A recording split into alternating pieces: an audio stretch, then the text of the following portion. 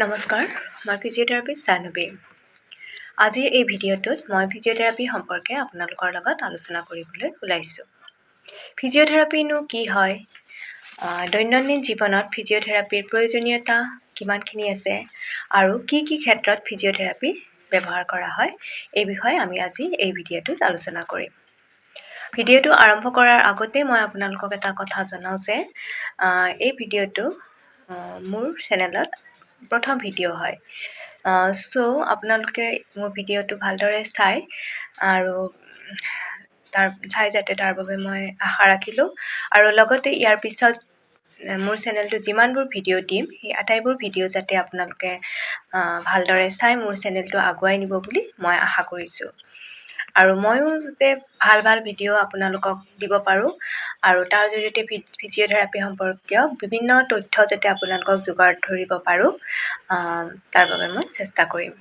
তেতিয়াহ'লে আহক আজি ভিডিঅ'টো আলোচনা কৰোঁ। আহকচোন ফিজিঅ'থেৰাপিনো কি এই বিষয়ে আমি আলোচনা কৰোঁ। ফিজিঅ'থেৰাপি হৈছে মেডিকেল ছায়েন্সৰ এনেকুৱা এটা ডিপাৰ্টমেণ্ট যিটো ডিপাৰ্টমেণ্টত ট্ৰিটমেণ্টৰ দ্বাৰা ৰোগী এজনক শৰীৰৰ যিকোনো অংগৰ যদি লৰচৰ কৰিব পৰা ক্ষমতা হেৰুৱাই পেলায় বা সেই অংগত পেইন হয়, তেতিয়াহ'লে সেই অংগটোৰ ষ্টিফনেছটো আঁতৰাই পেইন ৰিলিফ কৰি কেনেদৰে সেই অংশটো আগৰ নিচিনা মুভমেণ্ট আনিব পাৰি আৰু লগতে মানুহজনক এটা স্বাভাৱিক জীৱন যাপন কৰিবলৈ উৎসাহিত কৰিব পাৰি, এই বিষয়ে ফিজিঅ'থেৰাপিত নলেজ আৰু ট্ৰিটমেণ্ট দিয়া হয়। এতিয়া ফিজিঅ'থেৰাপিতনো কেনেদৰে ট্ৰিটমেণ্ট দিয়া হয়? যেতিয়া এজন পেচেণ্ট আমাৰ ওচৰলৈ আহে, ফিজিঅ'থেৰাপিষ্টৰ ওচৰলৈ আহে, তেতিয়া আমি সেই ডিজিজটোৰ যদি তেওঁৰ ধৰক কোনোবা জইণ্টত পেইন হৈছে বা কোনোবা জইণ্ট ইনএক্টিভ হৈ গৈছে, কাম নকৰা হৈছে বা লৰচৰ কৰিব নোৱাৰে, এনেকুৱা টাইপৰ যদি তেখেতৰ কিবা প্ৰব্লেম হয়, তেতিয়া আমি ডাইৰেক্ট তেওঁক ট্ৰিটমেণ্ট নিদিওঁ। তেওঁৰ এই প্ৰব্লেমবোৰনো কিহৰ কাৰণে হৈছে, তাৰ কজটো কি, ইণ্টাৰনেল কজটো কি, ভিতৰত যিটো সমস্যা আছে তেওঁৰ, সেই সমস্যাটো প্ৰথম আমি এছেছমেণ্ট লৈ আমি জানিবলৈ চেষ্টা কৰোঁ। তাৰপিছত কজটো জনাৰ পিছত আমি ফিজিঅ'থেৰাপি ট্ৰিটমেণ্টেদি সেই কজটো নাইকিয়া কৰিবলৈ চেষ্টা কৰোঁ। আৰু যেতিয়া কজটো নাইকিয়া হৈ যায়, তেতিয়া সেই প্ৰব্লেমটো যিটো পেইন হওক বা যিটো জইণ্টৰ জঠৰতা আহি পৰে বা জইণ্টটো ইনএক্টিভ হৈ পৰে, কাম নকৰা হৈ যায়, সেই তেনেকুৱা প্ৰব্লেমবোৰ নিজে ঠিক হ'বলৈ ধৰে। এতিয়া আহকচোন দৈনন্দিন জীৱনত ফিজিঅ'থেৰাপিৰ প্ৰয়োজনীয়তানো কি? ফিজিঅ'থেৰাপি ট্ৰিটমেণ্টনো কেতিয়া কৰিব লাগে? যেতিয়া পেচেণ্ট এজন ফিজিঅ'থেৰাপিষ্টৰ ওচৰলৈ আহে আৰু তেওঁ কয় যে তেওঁ বিষৰ বাবে শৰীৰৰ কোনো এটা অংগ লৰচৰ কৰিব নোৱাৰা হৈছে, বা খোজকাঢ়িলে বা ধৰক কোনো বস্তু দাঙিলে হাতৰ জইণ্টৰ বিষ হয়, বা খোজকাঢ়িলে আঁঠুৰ বিষ হয়, বা তেনেকুৱা ধৰণৰ বা কঁকালৰ বিষ হয়, তেনেকুৱা কোনো জইণ্টত যেতিয়া বিষ হয়, বিষৰ কাৰণে সেই অংশটো যেতিয়া লৰচৰ কৰিবলৈ অসুবিধা হয়, তেতিয়া ফিজিঅ'থেৰাপিৰ দ্বাৰা সেই পেইনটো ৰিলিফ কৰিবলৈ চেষ্টা কৰা যায় আৰু পেইনটো ৰিলিফ কৰি পেচেণ্টগৰাকীয়ে যাতে আগৰ নিচিনা জইণ্ট মুভমেণ্টটো কৰিব পাৰিছে আৰু কামবোৰ যাতে নৰ্মেলকৈ কৰিব পৰা হৈছে, তাৰ বাবে তেনেকুৱা অৱস্থাত ফিজিঅ'থেৰাপি কৰা যায়। ইয়াৰোপৰি যেতিয়া কোনোবা এজন পেচেণ্টে ফ্ৰেকচাৰ হৈ পেলাই আহে, অৰ্থাৎ কোনো এটা বোন যদি ফ্ৰেকচাৰ হয়, ভাঙে, তেতিয়া প্ৰথম চাৰ্জাৰী কৰা হয়। অপাৰেশ্যন কৰি বোনটো জইণ্টটো লগাবৰ কাৰণে অপাৰেশ্যন কৰা হয়। তাৰপিছত অপাৰেশ্যনৰ পিছৰ পৰা অলপকৈ মুভমেণ্ট কৰিব লাগে। তাৰপিছত যেতিয়া প্লাষ্টাৰ খোলা যায়, প্লাষ্টাৰ খোলাৰ পিছৰ পৰা ফিজিঅ'থেৰাপি ট্ৰিটমেণ্ট আৰম্ভ কৰা যায়, যাতে সেই অংশটো, শৰীৰৰ সেই অংশটো যাতে আগৰ নিচিনা সক্ৰিয় হৈ কাম কৰিবলৈ সক্ষম হয়, তাৰ বাবে ফিজিঅ'থেৰাপি ট্ৰিটমেণ্ট কৰিব লাগে। ইয়াৰোপৰি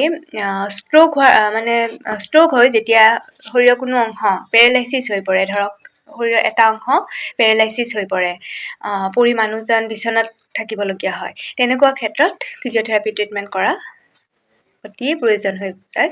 ফিজিঅ'থেৰাপি অবিহনে তেনেকুৱা প্ৰব্লেম কেতিয়াও ঠিক কৰিব নোৱাৰি। কিন্তু এইটো অলপ লং টাইম হৈ যায়, লং টাইম 6 মাহ বছৰ দিন লাগি যায় গতিকে তাৰ বাবে পেচেণ্টজনকো ধৈৰ্য লাগিব পেচেণ্টজনৰ গাৰ্জেণ্টকো ধৈৰ্য লাগিব আৰু ফিজিঅ'থেৰাপিষ্টে যিখিনি এডভাইচ পেচেণ্টজনৰ ঘৰৰ মানুহক কৈ যায় যিখিনি এডভাইচ দি যাব সেই এডভাইচখিনি মতে তেওঁলোকেও কাম কৰিব লাগিব আৰু লগতে ফিজিঅ'থেৰাপিষ্টে হয়তো এবাৰ আহি ফিজিঅ'থেৰাপি ট্ৰিটমেণ্ট দিব কিন্তু ঘৰৰ মানুহে তাৰপিছত আকৌ দুবাৰ তিনিবাৰ নিজেও সেইখিনি কৰিব লাগিব যাতে মাচেলবিলাক বা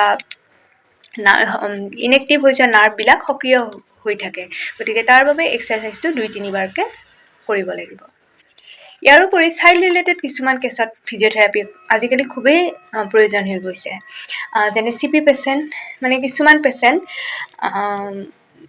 জন্মৰ পৰাই কিছুমান ডিফৰ্মিটি থাকে কিছুমান প্ৰব্লেম থাকে সিহঁতৰ তো তেনেকুৱা পেচেণ্টে যেতিয়া খোজ কঢ়া বয়স হয় সিহঁতে খোজ কাঢ়িব নোৱাৰে বা হাতখন লৰচৰ কৰিব নোৱাৰে এনেকুৱা বিভিন্ন প্ৰব্লেম ডিঙি লৰচৰ কৰিব নোৱাৰে বা কিছুমানৰ ডিঙিটো একফালে হাউলি থাকে এনেকুৱা প্ৰব্লেমবোৰ কিছুমানৰ ভৰিৰ পতাটোৰ প্ৰব্লেম থাকে পতাটোৰ ডিফৰ্মিটি থাকে যাৰ বাবে সিহঁতে খোজ কাঢ়িব নোৱাৰে তো তেনেকুৱা পেচেণ্টবিলাকক ফিজিঅ'থেৰাপিৰ লং টাইম ফিজিঅ'থেৰাপি দিবই লাগিব তো এনেকুৱা বিভিন্ন কজত ফিজিঅ'থেৰাপি কৰা দেখা যায় আহকচোন এতিয়া ফিজিঅ'থেৰাপিৰ বিভিন্ন দিশসমূহ আমি অলপ বিশদভাৱে আলোচনা কৰোঁ ফিজিঅ'থেৰাপি ব্যৱহাৰ হোৱা বিভিন্ন দিশবোৰৰ ভিতৰত প্ৰথম অৰ্থ ৰিলেটেড কেছত ভিতৰত আপোনাৰ পৰে বোন মাচেল লিগামেণ্ট টেণ্ডন আদিবোৰ প্ৰব্লেমবোৰ পৰে বোন ৰিলেটেড মানে কি হয় যদি কোনো এটা বোন কোনো এডাল হাড় যদি ভাঙে তেতিয়াহ'লে তেনেকুৱা ক্ষেত্ৰত ফ্ৰেকচাৰ কেছত ফিজিঅ'থেৰাপি ব্যৱহাৰ হয় বা বোনৰ যিকোনো বিষ হ'লে তেনেকুৱা ক্ষেত্ৰত ফিজিঅ'থেৰাপি ব্যৱহাৰ হয় মাচেল যিকোনো মাচেলৰ যদি উইকনেছ আহি যায় ষ্ট্ৰেংথটো নাইকিয়া হৈ যায় তেনেকুৱা ক্ষেত্ৰত মাচেল প্ৰব্লেম হ'লে ফিজিঅ'থেৰাপি ব্যৱহাৰ হয় তাৰোপৰি লিগামেণ্ট টেণ্ডন এতিয়া বোন বুলি ক'লে বা মাচেল বুলি ক'লে প্ৰায় সকলো মানুহৰেই পৰিচিত এই দুটা শব্দ সকলো মানুহেই বুজি পায় বোন বা মাচেলনো হয় কি এতিয়া লিগামেণ্ট বা টেণ্ডন বুলি ক'লে হয়তো বহুতেই বুজি নাপাব পাৰে এই দুটা অৰ্থ সাধাৰণ ষ্টেপত ইমান ব্যৱহাৰ নহয় তো মই টেণ্ডন আৰু লিগামেণ্টনো কি হয় প্ৰথম এই দুটা আপোনালোকক জনাই দিছোঁ লিগামেণ্ট হৈছে এটা পটিৰ নিচিনা অংশ যিটো অংশই বোন টু বোন মানে এইটো বোনৰ লগত সেইটো বোনক লগাই থাকে আৰু এটা বোনৰ লগত আন এটা বোন লাগি থকাৰ ফলত কি হয় যিটো জইণ্টৰ মুভমেণ্ট হয় সেই জইণ্ট মুভমেণ্টটো এবনৰ্মেল বা এক্সেচিভ হ'ব নোৱাৰে ইয়াক এটা নিয়ন্ত্ৰণত ৰাখে যাতে মুভমেণ্টটো এটা নিয়ন্ত্ৰণত থাকে তেনেদৰে ভালকৈ ৰাখে ই এটা এবনৰ্মেল পৰ্যায়ত যাব নোৱাৰে বা এক্সেচিভ মুভমেণ্ট হ'ব নোৱাৰে এটা সঠিক দিশত জইণ্টৰ মুভমেণ্টটো হয় তাৰপিছত টেণ্ডননো কি টেণ্ডন হৈছে যিটো মাচেল আৰু বোনৰ মাজৰ যিটো এটাচমেণ্ট সেইটো টেণ্ডনে গঠন কৰে তো ই কি কৰে জইণ্টৰ মুভমেণ্ট প্ৰদান কৰে জইণ্টটো যাতে মুভ কৰিব পাৰে তাক ই সহায় কৰে তেতিয়াহ'লে টেণ্ডন লিগামেণ্ট আপোনালোকে গম পালে তো টেণ্ডনৰ কিবা প্ৰব্লেম হ'লে যদি টেণ্ডনটো ইনজিয়ৰ্ড হয় বা লিগামেণ্ট ইনজিয়ৰ্ড হয় তেনেকুৱা ক্ষেত্ৰতো আমি ফিজিঅ'থেৰাপি ব্যৱহাৰ কৰোঁ এতিয়া আহকচোন নিউৰলজিকেল ক্ষেত্ৰত কেনেদৰে ফিজিঅ'থেৰাপি ব্যৱহাৰ হয় নিউৰলজিকেল ক্ষেত্ৰ বুলি ক'লে বিভিন্ন ধৰণৰ কেছত ফিজিঅ'থেৰাপিৰ ট্ৰিটমেণ্ট ব্যৱহাৰ হয় তাৰ ভিতৰত আমি ষ্ট্ৰ'কৰ কথা ক'ব পাৰোঁ ষ্ট্ৰ'ক হ'লে কি হয় ব্ৰেইনলৈকে পৰ্যাপ্ত পৰিমাণৰ ব্লাড ছাপ্লাইটো নহয় তো তাৰ ফলত কি হয় কেতিয়াবা শৰীৰৰ এটা অংশ ইনএক্টিভ হৈ পৰে কাম নকৰা হৈ যায় বা কেতিয়াবা গোটেই বডি কাম নকৰা হৈ যাব পাৰে তো তেনেকুৱা ক্ষেত্ৰত ফিজিঅ'থেৰাপিৰ ট্ৰিটমেণ্ট ব্যৱহাৰ কৰা হয় যাতে নাৰ্ভ মাচেলবোৰ সক্ৰিয় কৰিব পৰা যায় তেনেকৈ গতিকে ষ্ট্ৰ'কৰ ক্ষেত্ৰত ফিজিঅ'থেৰাপি কৰা যায় তাৰপিছত আপোনাৰ আন এটা বেমাৰৰ নাম ক'ব পাৰি পাৰ্কিনছন ডিজিজ হ'লে কি হয় মাচেল মানুহজনৰ মুভমেণ্টটো শ্ল' হৈ যায় তাৰপিছত আপোনাৰ বেলেঞ্চটো ইম্বেলেঞ্চ হৈ যায় মানে বেলেঞ্চত প্ৰব্লেম আহি যায় মানুহজন থিয় হ'লে বেলেঞ্চ ৰাখিব নোৱাৰে কেতিয়াবা খোজ কাঢ়োতে বেলেঞ্চ কৰিব নোৱাৰে তেনেকুৱা হৈ যায় ইয়াৰ উপৰি মাচেলৰ ষ্টিফনেছ আহি পৰে মাচেলবোৰ টাইট হৈ যায় তো তেনেকুৱা ক্ষেত্ৰত বিভিন্ন ধৰণে ফিজিঅ'থেৰাপি ট্ৰিটমেণ্ট দি পেলাই এই প্ৰব্লেমবোৰ আঁতৰোৱা যায়। ইয়াৰ উপৰি আন এটা বেমাৰৰ নাম কৰিব পাৰি, সেইটো হৈছে মাল্টিপল স্ক্লেৰ'চিছ বুলি কোৱা যায়। তো মাল্টিপল স্ক্লেৰ'চিছ হ'লেও কি হয়, মাচেলবিলাক উইক হৈ যায়, দুৰ্বল মাচেল হৈ যায়। তাৰপিছত কি হয়, নামনেছ আহে। নামনেছ মানে কি, চেন্স নাইকিয়া হৈ যায়, শৰীৰৰ কোনোবাটো অংশত চেন্স নাইকিয়া হৈ যায়, বা শৰীৰৰ কোনোবাটো অংশত জিনজিনাই থকাৰ নিচিনা হয়, হাত ভৰিবোৰ জিনজিনাই থকাৰ নিচিনা হয়। তেনেকুৱা ধৰণৰ প্ৰব্লেমবোৰৰ ক্ষেত্ৰতো ফিজিঅ'থেৰাপি ব্যৱহাৰ কৰা দেখা যায়। ইয়াৰ উপৰি শিশুৰ বিভিন্ন কেছতো ফিজিঅ'থেৰাপি কৰা দেখা যায়। আজিকালি চেৰেব্ৰেল পালচিটো প্ৰায় সকলো মানুহৰে পৰিচিত হৈছে। সকলোৱে মানুহে কিছু কিছু পৰিমাণে হ'লেও চেৰেব্ৰেল পালচিনো কি হয় এই বিষয়ে জানে। চেৰেব্ৰেল পালচি হ'লে শিশুটোৰ কেতিয়াবা কিছুমানে হাত ভৰি লৰচৰ কৰিব নোৱাৰে, কিছুমানে থিয় হ'ব নোৱাৰে, কিছুমানে খোজ কাঢ়িব নোৱাৰে, কিছুমানে গোটেই বডিটো লাইং অৱস্থাত থাকে, বিচনাতে থাকিব লাগে, তেনেকুৱা ধৰণৰ হয়। কঁকালৰ জোৰ নাথাকে, এনেকুৱা বিভিন্ন ধৰণৰ প্ৰব্লেম আহে। তো তেনেকুৱা ক্ষেত্ৰত যদি প্ৰথম এবনৰ্মেলিটিছখিনি দেখা দিয়াৰ পৰাই ভালদৰে ফিজিঅ'থেৰাপি ট্ৰিটমেণ্ট কৰা যায়, আৰু যদি মাক দেউতাক সম্পূৰ্ণৰূপে সক্ৰিয় হৈ থাকে, অৰ্থাৎ ফিজিঅ'থেৰাপিষ্টৰ লগতে মাক দেউতাকেও যদি সম্পূৰ্ণ সহযোগ কৰে, তেতিয়াহ'লে বহুতখিনি এই চেৰেব্ৰেল পালচিটো বহুতখিনি এই প্ৰব্লেমবোৰ ভাল হোৱা দেখা যায়। ফিজিঅ'থেৰাপিষ্টে কৰি দিয়া প্ৰতিটো এক্সাৰচাইজ ঘৰত আকৌ এবাৰ বা দুবাৰ কৰিব লাগিব। ৰেগুলাৰ ফিজিঅ'থেৰাপি ট্ৰিটমেণ্ট কৰিব লাগিব, আৰু ইয়াৰ উপৰি ফিজিঅ'থেৰাপিষ্টে যিখিনি এডভাইচ দি যায় সেইখিনি গাৰ্জেণ্টে সম্পূৰ্ণ ফ'ল' কৰিব লাগিব। তো তেনেদৰে কৰিলে বহুতখিনি শিশুটো নৰ্মেল অৱস্থালৈ অহা দেখা যায়। ইয়াৰ উপৰি এবিধ আছে আৰ্বছ পালচি। আৰ্বছ পালচি হৈছে কেতিয়াবা ডেলিভাৰীৰ সময়ত বেবীটোক হাতত ধৰি টনা যায়।